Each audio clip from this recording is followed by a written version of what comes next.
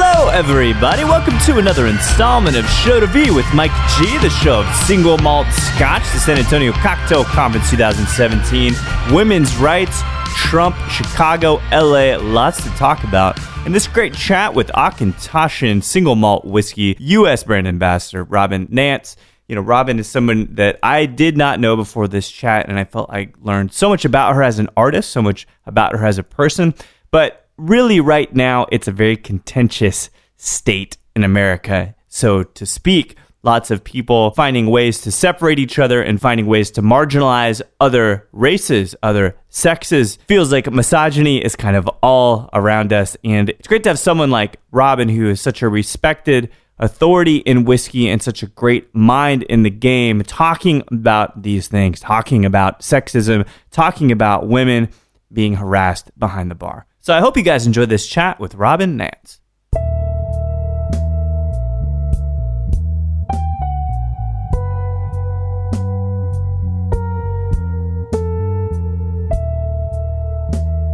Great, yeah. This is one of my favorite weeks of the year, so I look very forward to this. And it's a great way to kind of kick off the year. Yeah, that's a good point. I always forget, 2017 just started. No shit. San Antonio is an interesting place for this, too. Yes. How do you feel about just like the vibe of San Antonio? I love it here. Yeah. It's such a beautiful sort of tourist destination. Yeah. I mean, the Riverwalk, I feel like no matter how crowded it is, I walk down the Riverwalk and I'm just like, oh, I'm so calm. It feels so good. Yeah. Yeah, like it's funny. It was specifically constructed to be like a thoroughfare kind of for foot traffic. Right. And yet somehow it still feels like nature. Yeah. It's weird, isn't it? It's great. I love it. And I mean, I love this city. I think having kind of come to my first San Antonio Cocktail Conference early on. Yeah. This was actually one of the first events I did on my own after I became an ambassador. And I came and I didn't know anybody at the time. Yeah. And I was just like, I don't know what to do. And I've really just sort of grown. It's family to me now. It's like coming home. So. It is. There's a thing about Texas, too. Yes. You know, I'm at the industry, of course, but Texas has its own, like, real tight-knit social circle. Yeah. But at least it's not so cliquey where you can't get in. True. You know what I mean? Very true. But it's been crazy to watch. I mean, even just in the past year, the city grow, the cocktail culture grow, the bar community grow. There's some really incredible stuff happening here. It really is. And we both know you have a very decorated history in this industry. You've worked behind the bar. You've worked for restaurant groups as a whiskey ambassador now with Auchentoshan. But I think it's interesting because I love the pictures now, the creeper journalistic side of me, right? This is the great thing. Is like there's a lot of info out there about people, which is great. Yes. But I love the pictures that the Take Back Thursday. Oh, yes. Pictures that you point. Because I'm like, wait, that's a different like era of living. This is like the 80s and it's a long time ago. 90s. So where does this all start? Are you? So I'm trying to paint the narrative a little bit, but you grew up in Georgia, is that right? Yes. So my childhood was split between Southern Ohio and where in Ohio? Chillicothe. Okay. So my family's from Huntington, West Virginia area. Yeah. So like southern, like the tri-state area they call it. Nice. Yeah. And I lived in Chillicothe from about 3 years old until halfway through my 8th grade year. Yeah. And then moved to Georgia and graduated high school in Georgia. That's a tough move. 8th grade, I did that. Well, 7th grade, but it's tough. What was the impetus for the family moving? My stepfather was working for Goodyear and got a job with a nuclear power plant in Georgia. And it was a really great opportunity for him. So we moved. Might as well, yeah. Dad's job. Yep. That's what happens. Exactly. Right? Was the pace of life a bit different in Georgia than Ohio? It was different. The pace wasn't necessarily different. It was just a very different world. Yeah. And it was hard at first. I mean, I lived in Ohio up until You feel like you're an adult in 8th grade. Like everything. Like everything is the most important thing ever Exactly. right now. Like, my whole life is ending. But yeah, I mean, I ended up making great friends. I went to 4 high schools. Oh my gosh. So I moved a lot in those later high school years. Yeah. So I had some good friends that kind of got me through, but I never really had like that sort of like core high school group. Yeah. What about a core talent or a core hobby that really helped you move those things along or transition? I did a lot of dance. Really? What kind of dance? Whatever I could kind of get away with in the living room. Yeah. Basically. I was obsessed with Flashdance. I love that movie. Yes. Still. My nickname since 6th grade has been Flashdance Nance. Oh, I love it. That's your Twitter handle too, I believe. It is. Yes. That's a hell of a nickname. Though, yeah, really. and it's stuck for this long. Yeah. Flashdance. Jennifer Beals has not aged though either. No, she looks incredible. It's insane. I know. I'm like, I saw her in something not too long ago. I was like, you look amazing. You look this. Yeah. She's gorgeous. She's gorgeous. So well, that makes some sense. Flashdance at that really incredible soundtrack too. I love that. I love that soundtrack. One of the best of the 80s movies. Maniac, really. Anyway, don't get me started on like I'm gonna start singing "What a Feeling." And, exactly. We'll get up, we'll dance on the floor together. And you will laugh profoundly at how terrible I dance. So it makes some sense. Some dance. Were you an English person? Were you a science person? Definitely science. I always really loved science. I was a huge history nerd. I loved that. I actually, and it's funny because I've completely fallen out of this, but I used to sew a lot. Did you really? Yeah. My senior year, I had already gotten all the credits I needed, so I had like an extra class. And I was like, I'll take home ec twice. So I made my mom a suit. Was it a pantsuit, please? Hideous. Oh, it's amazing. It was hideous. Polyester, please. It was like eggplant purple. It was not good. The sewing was great, but the suit was horrendous. Well, maybe you had like a natural talent for sewing. Did you ever take it any further than that? It was just kind of a hobby. No, it was just kind of a hobby. Yeah. I mean, you were gonna bank on dancing. I mean, I was going to be Jennifer Beals. If they ever did the remake, it was going to be me. Yeah, that didn't happen. I know. I think I really like a lot of things, and I would always try and be really good at a lot of different things. But ultimately, I would say the one thing that I was really drawn to that has stuck kind of through life is photography. I was always I was obsessed with cameras, and always loved photography, and so that's something I still to this day try and dabble in, and obviously Instagram makes that a lot easier from my phone. Do you miss? So let's go back to the analog days. Right? Yeah, because the abilities for photography are just so incredible now technologically, but you do get removed from that process. How do you feel about that shift? I still shoot film. Oh, you do? I do. Oh, yeah, incredible. I actually love film. Amazing. I like the surprise from film. Like you never really know what you're gonna get. Yeah. And I feel like when you're shooting film, there's a moment where you're shooting and you know you've gotten a shot, but you don't know what it looks like. Oh, and I love that. I love that feeling. So it's like a one take kind of thing. Yeah, you know exactly. What I mean? Yeah. Did you ever see the Secret Life of Walter Mitty? No, you know what? See I haven't seen that. I will. There's a moment where Sean Penn is doing exactly that thing, and instead of taking the picture because he doesn't want to remember, he wants to remember it here. Yeah. It's a real the film. It's still very romantic. And is it hard to get film now? It is in music. There are places you can buy. Like there's a couple websites where you can buy it. Yeah. I have a bunch that I stocked away. I have a drawer in my refrigerator that's dedicated to film. So you'll have it. You'll have it around. What kinds of things do you like to shoot typically? People, places? I really love the journalistic style, just sort of life. Yeah.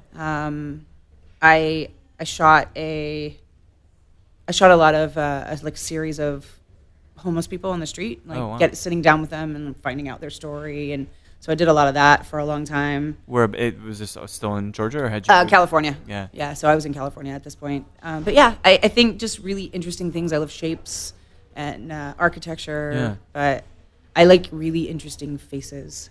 Interesting. Who of someone that we would consider famous, God forbid, do you think has an interesting face?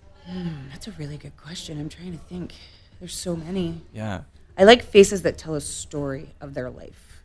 Like Harry Dean Stanton. Harry Dean Stanton's actually a great example. And it's funny because one of my first restaurant jobs in California, he was a regular and he played every Monday night. Oh, my God. So it's really funny that you bring him up. Did you ever talk to Harry? Yeah, he's amazing. He is fascinating. I just want to like, hey, can I have 20 minutes? Yeah. Like, let's get some whiskey and let's just talk about a few things. Like, he's one of those kinds of commanding presence, but always seems so accessible. But to your point, he's wearing it on his face, you know. I think Sean Penn does too, actually. Oh, I'd agree with that. You know, I don't know. Do you think that what's revealing in someone's face is the weathering, or is it something else? Because you can, you know, as we age, like, it tells a story too. Yeah, I mean, I feel like you wear your life on your face, whether it tells the obvious story, but I think you can look at somebody and just sort of see a little bit of their past. Yeah. It's fascinating to me. I love people watching. And I think that's one of the things that I loved about photography, and one of the things I love about film, especially black and white. But yeah, I think there's if you take the time to pay attention, I think you can learn a lot about somebody from their face. With what's not said. Exactly. Right? Yeah, I think it's an interesting thing. I think we lose a lot of that because it's so techno-forward and everybody wants everything all the time. But nobody looks at anybody's face anymore. They're always looking at a phone. Oh, shit. Okay, yeah, you're right, actually. I didn't even think about that part of it. Well, maybe they looked at me. They would tell that I'm very old. No. So what was the move like? You've got this distinct chapter. It seems like a creative one where you're moving to L.A. specifically. Yes. Why L.A. Did you make that decision, the actressing bit? There's a story behind that. I had been traveling the world. Yeah. Very luckily. I had lived in a lot of countries and a lot of places and a lot of cities, and at the time I landed in New York for probably the fourth or fifth time that I had lived there. Mm-hmm. And it was August and it was really hot. Yeah. And New York then was a very different New York, and it was a harder city to live in than I think it is today. Sure. But I look back on it now and I'm super nostalgic for those times because it was amazing. It's not like it's this place that will never be that way again, right? Ever. And much like the photograph. Yes, exactly. Yeah. And I was living with a friend of mine, and she had started dating somebody that lived in California, and we were both like, let's get out of here. And so we basically slowly moved our way across country and moved to LA. Better weather. I just never, I was there for 20 years. Oh my gosh, really? I was trying to leave most of them. Yeah. But I never got out. So what were you doing when you talk about traveling and you ended up in New York a couple different times? Were you shooting? Was that you making money as a photographer? No, actually. I wish it had been as a photographer. Trick question, was it? Yeah. I know. No, I while I was still in high school, I was lucky enough to be signed by a modeling agency. Oh, no kidding. And did that for a while. I transitioned into acting when I was about 26. Wow. Okay, so a little bit later then. Well, in modeling years, I was ancient at that point, so I had to make a move. What is it called? Diversify. Exactly. Yeah. Yes. So, but the obvious choice was to move into acting. Yeah. I loved comedy, and so I did some improv and I did stand up for a while, and cool. Was lucky enough to book some pretty cool stuff. Well, a couple questions about that, because I love this. Sure. This is all really, really interesting stuff to me. I've never been a model. I'm just, frankly, I'm too hairy and too short. I don't believe that for 1 second. Everybody would believe that. I promise you. I assure you. What is it? So being a young woman that is subject almost, I would imagine, daily, you're being sold as an object, right? And yes. I recall a couple posts where you kind of, I don't know if you're wrestling with this or whatnot, but were you aware of what that feels like as a young woman to be objectified and sexualized and all of that? I think that you're not unaware of it, but at that age, the minute you become aware of it, it's that bad.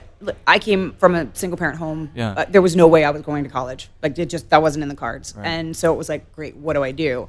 And all of a sudden, these people come up and they go, here, we'll send you all around the world and you'll make money and take pictures. And you're like, oh, okay, sure. Yes, yeah, where do I sign? And there is a very dark side to that world. It's hard, and there are many challenges. There's the staying thin. There's the avoiding drugs and alcohol, which oddly enough, I somehow managed. Which do keep you thin, so it's even harder. Yeah, right? Exactly. Yeah. So there were a lot of battles, and some pretty dark times. But I think the industry as a whole is getting better. But it's I mean, as an adult feminist woman who now looks back and goes, I cannot believe I allowed my 16-year-old self to be subject to some of those things. Right. I think now I hope more people from that industry stand up and have a voice and share that information so that more girls, I don't think the industry should go away. Right. I do think it should become more real.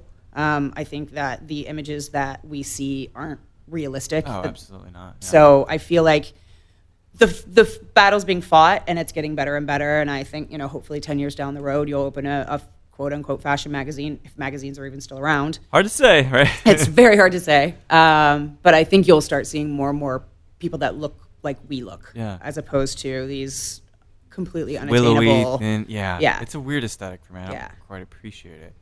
Do you think, though, having went through that and having really you're a woman at the forefront of this industry, at least from my interpretation as a dude, right? Do you feel a larger responsibility because you have a larger platform, really, if you think about it? I think you have a very great reputation.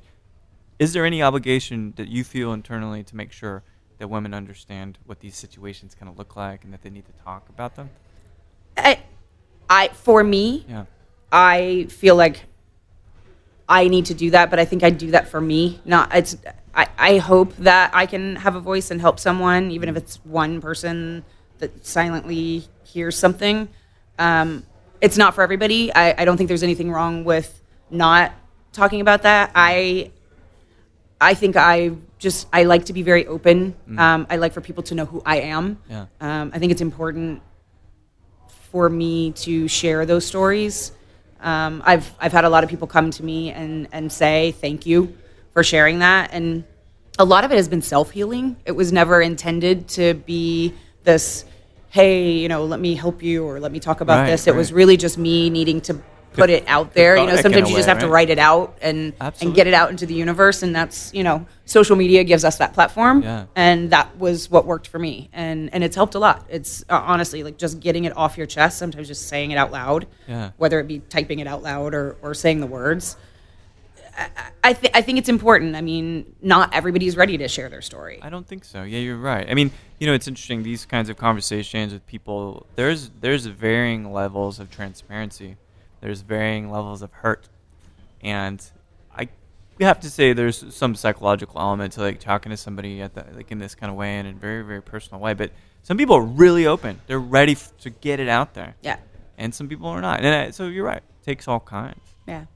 So how long before the journey or that career in modeling and acting and stand-up was the hospitality shift? Was that happening at the same time to make money, or was it like a hard shift into that industry? I always had kind of one foot in that industry when I first moved to New York. So my very first job was I was a shot girl at the Gold Club in Atlanta, Georgia. Is it as bad as it sounds? Well, it's a strip club. Is it as strippy as it sounds? It's exactly as strippy as it sounds. But it was at the time when you could serve liquor at 18. Yeah. And I made great money, and it allowed me to, because as much as everyone would like to believe that the modeling industry makes thousands and tens of thousands of dollars, you don't. You might make tens of thousands of dollars for 2 months, and then you might make no money for the rest. That's crazy. So I always sort of supplemented my income by, it was waitressing for a very long time. I was a hostess at a restaurant in New York for a while. Yeah. And once I moved to LA, I became very fascinated with bartending, and I would just pay attention. Like, I would come up and order my drinks, and I would just watch them every step make stuff.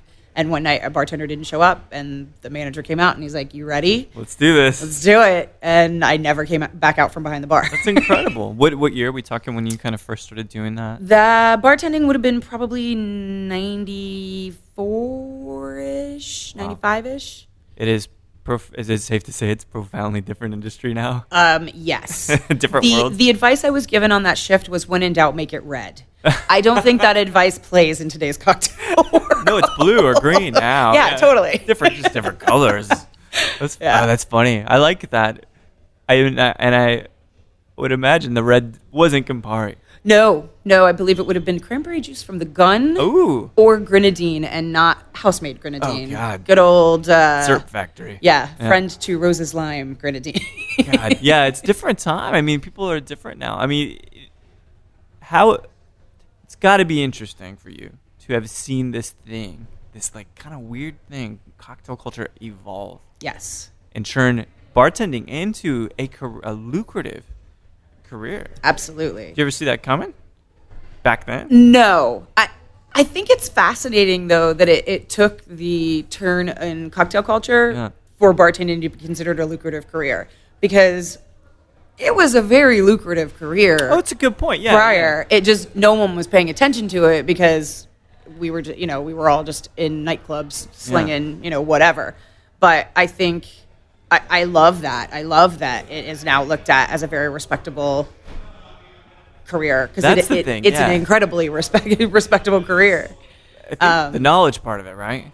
And especially now, I mean, the bartenders that I meet, the amount of knowledge that they hold and the passion and the hunger for more of that knowledge. I mean, where are you putting all of this? Are there secret pockets that you can buy for your brain? Totally. Like, where is this coming from? And it's great for me because it drives me to be more knowledgeable and be better, and because I'm not behind the bar anymore. Yeah. So I'm not in it every night. So I have to force myself to like sit down with books and listen to podcasts and keep up to date, right? Exactly. That's how technology. Like my dad's like that with technology. Yeah. He new OS is out. He's like, I gotta get it because I gotta learn how to use it. This is business today. This is how this industry works. And knowledge is a very amazing thing, and I think some people ignore that it's out there. Yeah. With the rise, there's a little bit of a tangent, but with the rise of bartending culture becoming something that is respected as a career, do you think that conversely that star tending and people doing it just to take advantage of that attention that is on the industry, do you feel like that's on the rise as well? This is twofold for me. So I don't think there's anything wrong with gaining notoriety out of your career. Yeah. I think we as a human race all desire to be applauded on some level, no matter what you do. I mean, pat me on the back, please. Exactly. Yeah. So I don't think there's anything wrong with that. I think if you do the work and you get there the right way, there's absolutely nothing wrong with that. Yeah. I definitely think that there's a weird kind of culture that I'm seeing where people are talking about branding themselves. It's like, how do I create my brand, and how do I? And I don't. It's not necessarily. I don't want to knock anybody, but I think that that's become more important. It's like, what's my brand, as opposed to just. I think being yourself is the most important thing. Yeah. Oh yeah. That's what people are going to be drawn to. If you create something that's not real because you're trying to create a brand, eventually the gloss wears off that. Right. And so you can be a brand, like you can create your own brand, but it has to be based in reality. Sure. Just like in stand-up, we learn you can do stand-up and tell jokes, but the joke has to be rooted in reality, right? Or it's not going to be funny over a period of time. And if you look at some of the great comedians, they're talking about really painful parts of their life. Yeah, absolutely. But in a really humorous way, but you laugh because you know that it's real. They're letting you into a piece of them. Because they're vulnerability. Exactly. Right? That's the key. Absolutely. Louis C.K. is a very self-deprecating piece of shit, right? Yes. I like him, but... No, he's great. Yeah. I think he's one of the best people out there. Yeah, but you're right. And it's only because we think we know him, because he's like telling us these personal things. He opens the door a little and goes, look, there's stuff. This is who I am in here. And I think no matter what you do, that's important. I think so too. I can't imagine all the different types of liquors that you've poured, all the different kinds of trends that you've seen. Can you think of, rather, was there one spirit category, and I think I know the answer, that you were truly drawn to over time? Well, obviously, I was very, very drawn Drum to... roll. Yeah, I know, right? To Single Malt Scotch. Yeah. When I was still living in LA, I was a director of operations for a restaurant group. Actually, it was a restaurant person. It was one person. Yeah. And we opened several different concepts over the 5 years that I spent working for him. But there was one that I took a very personal interest in, and I was very, very involved. and sadly, it just recently closed. Oh, man. But it was called Rosewood Tavern, and it was Scotch, craft beer, and steak.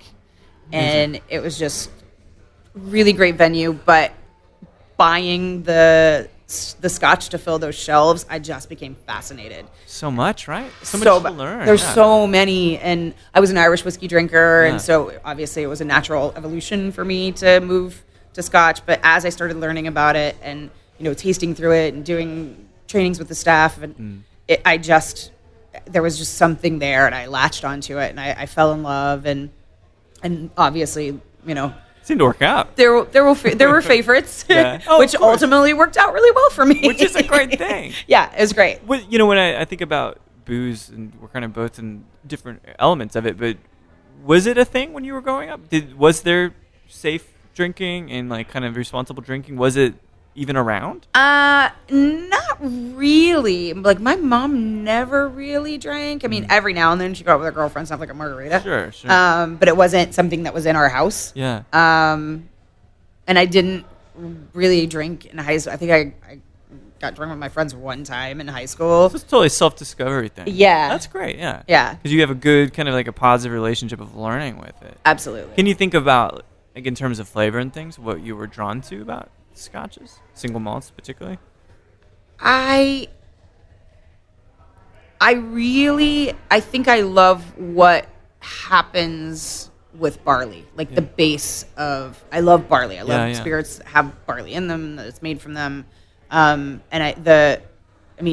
are hundreds and hundreds of Scotches out there, and they're all so different. They have such sometimes subtle, sometimes much bigger than that differences, and it's just so fun to like travel through that. I mean, it's one of these places where everybody's making the spirit from the same three ingredients, right? And it's profoundly different, and they're profoundly different. And I was mesmerized by that. I'm like, so cool. Wait, I don't understand. How are they doing this? And then as you start learning what they do to make those differences, my brain was like, yes, tell me more. It's funny, you think about photography. You hand the same device to two different people, and you get incredibly different results. Absolutely.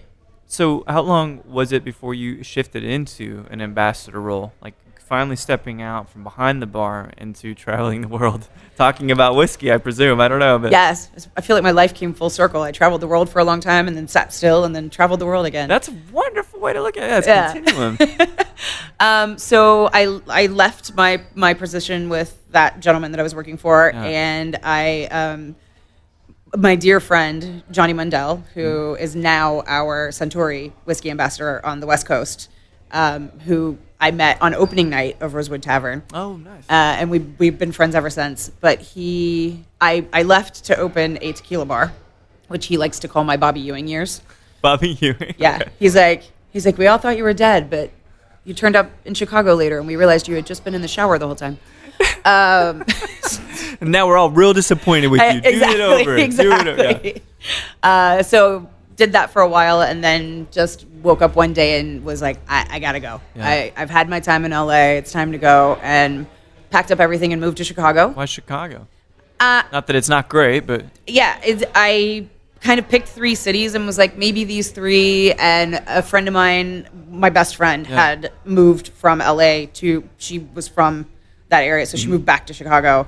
And I just missed her. And for my birthday that year, I was like, I'm coming to visit you. So cool. And maybe move. Yeah. And I got there, and within 24 hours, I was like, yep, it's happening. Went back, gave like a month notice at my job, and packed up and moved. And I would say maybe 4 months after that, Johnny called me and said, hey, would you want to do what I do?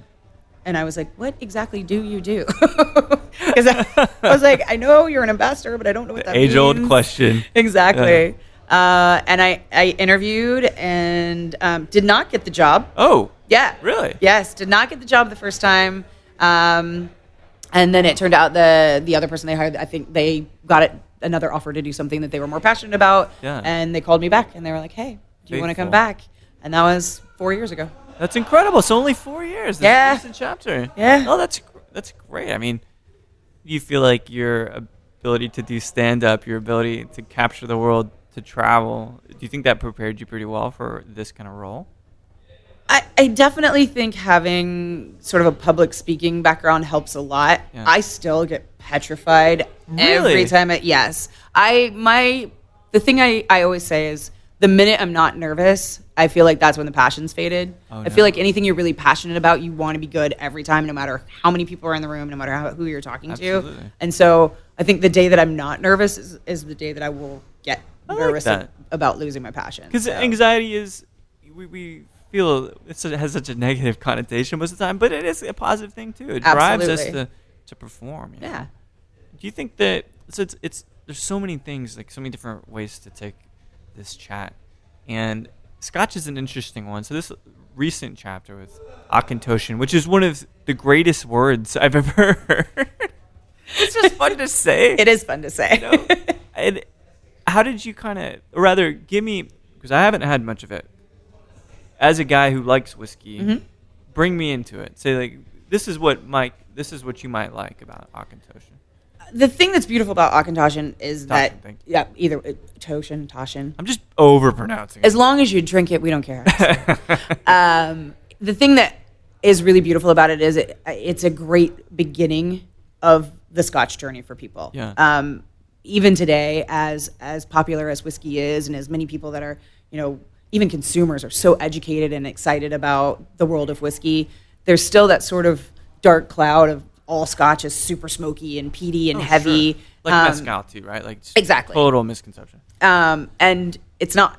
And Auchentoshan, I think, is it's one of the really great examples of that. Yeah. Because it's triple distilled, it's just a really delicate, easy drinking spirit. We don't take ourselves too seriously. It's like put it in cocktails, play with it. Yeah. We're one of the people that have been doing non-age statements since the 90s. Head of the curve on that one. Sorry? Ahead of the curve on that one. Yeah, I mean, it's crazy because age statements are sort of this weird thing that happened in the 50s. Yeah. And now I think with the popularity, you're seeing them move more and more away from it. And there's really, really beautiful young whiskey out there. Oh, absolutely. Incredible. I mean, I've had some 5-year-old Scotch that I was like, this is incredible. Totally. So I think for me with Auchentoshan, it definitely is a really great way. I've been able to enjoy watching people who are really afraid of Scotch try it and go, this is Scotch? And I think that's a really great thing. So it's a really nice, what's the word? Kind of a, not beginner Scotch. I'm sure it's complex, but it's a gateway Scotch. Yes. Maybe getting you thinking about it. Yes, we like to call it the gateway drug for Scotch haters. The gateway drug for Scotch haters. We all need a gateway drug, I think. Absolutely. Well, it's funny too, you talk about age statements, and I know a lot of people talk about this and bourbon-centric or whiskey-centric podcasts, all that shit. But I see like an interesting similarity between that and modeling, actually. So let me paint this out and see what you think. So an age statement. So you immediately see this thing that's on a bottle, and you're like, I'm already judging it, right? So you take it away, and then all of a sudden, I'm not. It's not good, right? It's got to be old to be good. It's got to be skinny to be good. It's really like a similar kind of superficiality about this stuff. So true. It's very true. Yeah. Do you think that is a big hurdle to overcome with people, where it's not, how old is it? How many times did people ask you that damn question? A lot. Yeah. A lot. I think it's getting better. I think it's going to take a very long time especially the traditional whiskey drinking population, those people that go to whiskey fests and are really into that whole age statement sort of mentality. It's going to take a while to shift. Yeah. I think the more and the better non-age statement whiskeys that come out, it becomes a little easier. It's very hard to convince someone when you're standing at a table and there's an age statement on the table to try the one that doesn't have an age statement. Yeah, it's true. But I like to do some blind tastings, and I like to mix them up sometimes. Yeah. Put the non-age statement in front of the age statement and give them that one, and they'll be like, this is amazing. I'm like, ha-ha! Sucker. That's not the right one. That's good. Brain games are good. Yeah. You have to kind of bring people into these conclusions a little bit differently, Here's an interesting thing. I talked to a bunch of people in the whiskey industry, and there aren't so many people that are rock stars. Like Jimmy Russell's a rock star. People revere him. So you being kind of an icon in whiskey, a woman icon specifically in whiskey, do you get fanboys? God, I don't know. I don't think so. I don't know. I just, because when you're talking about these festivals, which are amazing things, but you got these guys with their suits. They're like, well, it's got to be this way, and I only drink it this way, and blah, blah, blah. So how their tastes are so discerning, I might think that they'd be like, well, this is Robin Nance. She's blah, blah, blah, blah, blah. She's on this and this. That's how particular they get, too. I will actually say it's the opposite of that. Oh, really? It is getting better, but it's very challenging to be a woman in that world. Yeah. If I'm at a whiskey fest and I'm standing next to a man, they will go to the man. Oh man. It's getting better. It's definitely getting. There are incredible women in the whiskey industry. Oh, absolutely. People that I'm so admirable. There are so many women to look up to and that I've learned from and that I'm impressed by. But it's sometimes a hard mentality to change. I mean, it happens to women behind the bar at the same time. I think probably within the industry, within the bar industry and sort of our cocktail culture world, people know who I am more so than outside of that. Gotcha. I don't Not know. Yet, like I don't think I pay Food attention Network to that star enough. or something. Yeah, no. And maybe I'm just like picking up on something that I think will start to happen because the celebrity is we're just obsessed with that, being a celebrity, YouTube views or whatnot. Yeah. Listeners, and the people in whiskey because it's almost fetishized, those Pappy Van Winkles and the Macallan 28 year, all this stuff, and I just think it's the next step that those ambassadors and those people then become icons in themselves, Yeah. I don't know. I know for myself and like Johnny on our team and a handful of others, I think we just really... Scotch is one of those things that's very polarizing. There are people that really love it and there are people that are really afraid of it. And I think for us, it ultimately is... It's just that we just want everybody to like it. Yeah. Not us. We don't care about us. We just want everybody to like Scotch. Yeah. So I think it's less about that for us than just educating and getting people really excited about something we love and we're really passionate about. Of all so how many, like I call them SKUs, marks, however you want to say it. Yep. How many Auchentoshan SKUs are there? Available in the United States currently, there are 6. 6, wow. Yes, 6. What is favorite's the worst word to use. What's the sleeper of the bunch? The one that is so surprising and really, really charming.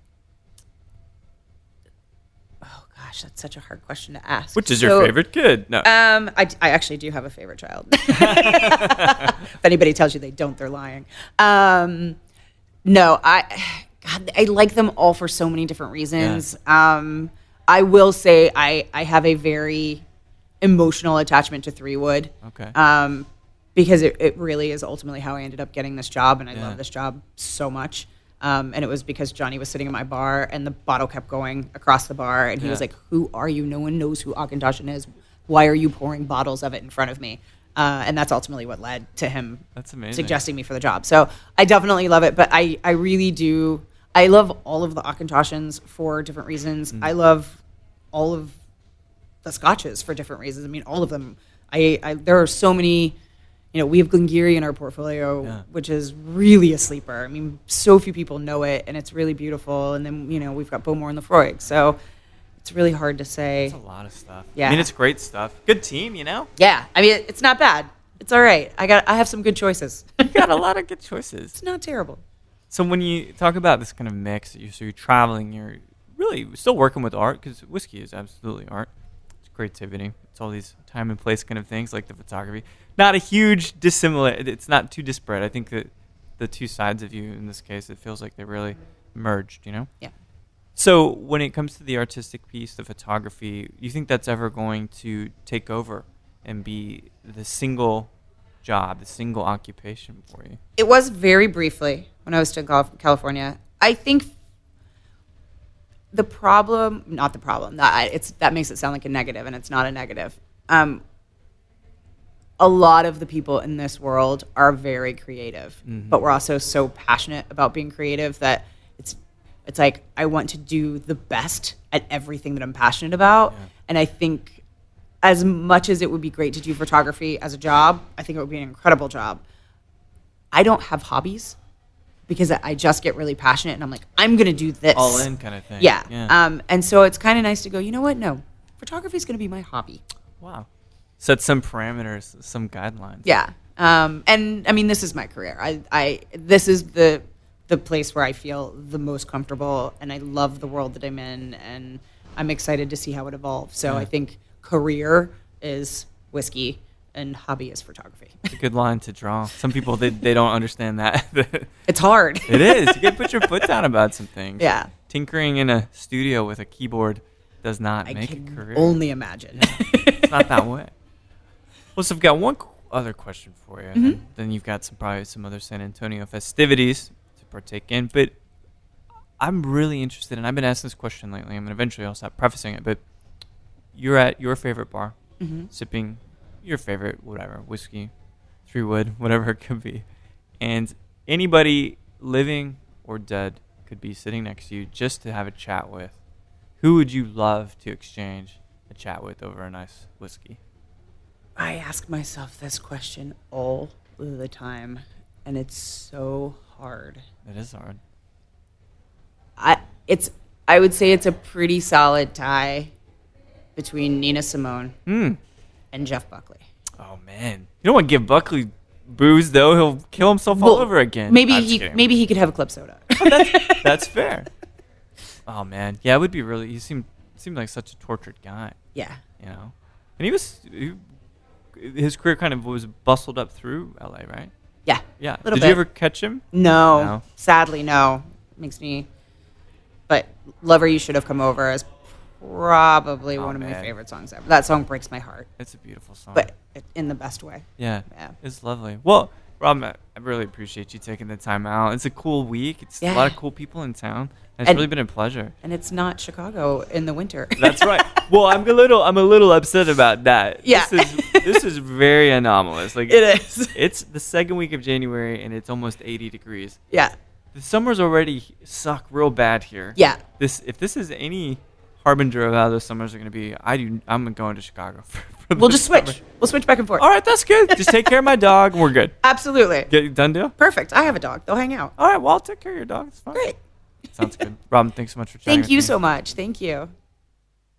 So there we have it, the amazing Robin Nance, often outspoken, great taste, representing Auchentoshan, one of my favorite words to say now correctly as the brand ambassador for the U.S. of this single malt Scotch. We talk about a lot of different things. Of course, another artist, right? We're all kind of artists walking around in utilitarian bodies and doing something else for a living. But this industry is an amazing place. It is filled with amazing personalities, intelligent people that have lived such amazing lives. And Robin is just a great example of that. And I can't imagine a better person being at the forefront of making sure that women's rights are always upheld, that people are respectful behind the bar from both sides. So thanks so much for chatting with me, Robin. I can't wait to grab a great dram with you in the near future. And thanks everybody for listening to Show de Vie with Mike G. No matter what you think's going to happen here in the next 100 days, or if you think CNN is in the right to be hard asses on the new administration, please keep dancing.